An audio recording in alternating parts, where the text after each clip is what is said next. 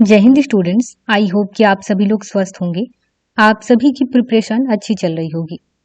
आज की current affair का टॉपिक है वैश्विक स्त्रीअन्न सम्मेलन का आयोजन। देखिए, ये आयोजन इंपॉर्टेंट नहीं है, बल्कि इस आयोजन में कुछ बातें कही गई हैं वो इंपॉर्टेंट है। एग्जाम के बेस पर, खासकर पीसीएस एग्जाम, सिविल सर्विसेज में भी पूछा जा सकता है, उसके लिए भी है। तो दोनों ही एग्जाम को ध्यान में रखते हुए आपको जानकारी दी जाएगी। देखिए, पूसा स्थित भारतीय अनुसंधान संस्थान में वैश्विक स्त्रीअन्न सम्मेलन का आयोजन किया गया था। यहाँ पर आपको बताना चाहूंगी कि भारतीय कृषि अनुसंधान संस्थान दिल्ली के पूसा में स्थित है।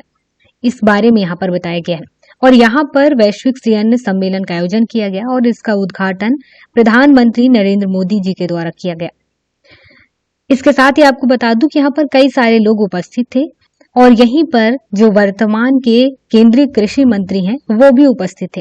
वैसे उनका उपस्थित होना तो बनता ही है, क्योंकि यहाँ पर कृषि अनुसंधान संस्थान के साथ साथ कृषि से रिलेटेड ही बात किया जाना है, तो इनका उपस्थित होना तो वाजिब है।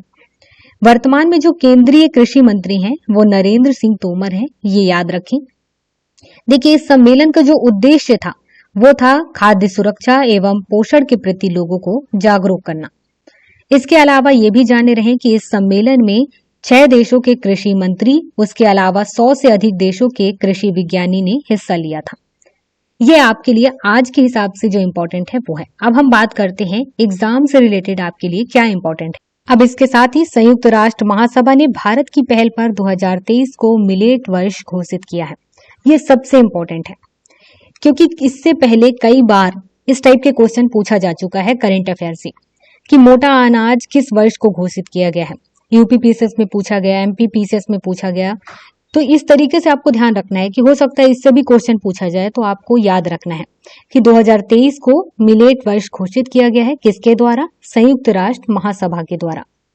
अब देखिए, श्री अन्न योजना में जो फसल शामिल किए गए हैं वो सामान्य भूमि और कम पानी में भी उनको उगाया जा सकता है, ये ध्यान रखें।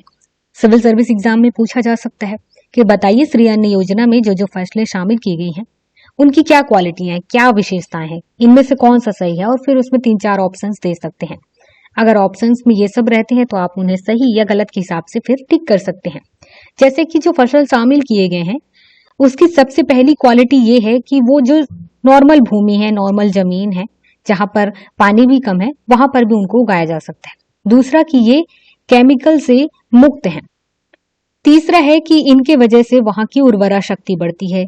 इसके अलावा चौथा ये है कि जलवायु परिवर्तन से निपटने में मददगार है। तो इन टॉपिक्स को ध्यान रखें। एग्जाम के बेस पर आपको लगभग सभी जानकारी दे दी गई है। कोई डाउट हो तो कमेंट के माध्यम से आप पूछ सकते हैं।